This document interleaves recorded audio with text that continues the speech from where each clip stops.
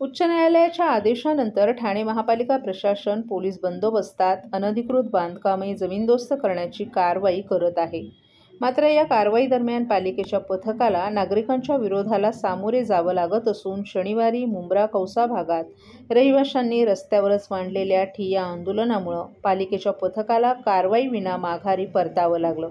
या पार्श्वभूमीवर पालिकेने आता पोलीस बंदोबस्ताबरोबरच राज्य राखीव दलाचं पथक देण्याची मागणी पोलिसांकडे केली आहे.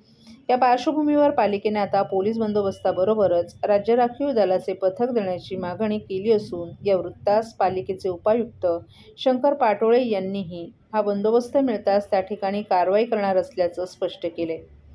तसंच या भागातील आणखी 9 इमारतींवरही कारवाई करण्यात येणार असल्याचं त्यांनी सांगितलं. 24 जणांविरोधात गुन्हा दाखल करण्यात आला असून कौसा भागात असलेली आनम ही 8 मजली इमारत या ठिकाणी 40 कुटुंबांचं वास्तव्य आहे. परंतु ही इमारत कमी जागेत असल्यानं त्या ठिकाणी यंत्रणा पोहोचवता येणं शक्य नाही. त्यामुळे ही इमारत तोडण्यासाठी पालिकेचं पथक मनुष्यबळ घेऊन गेलं होतं.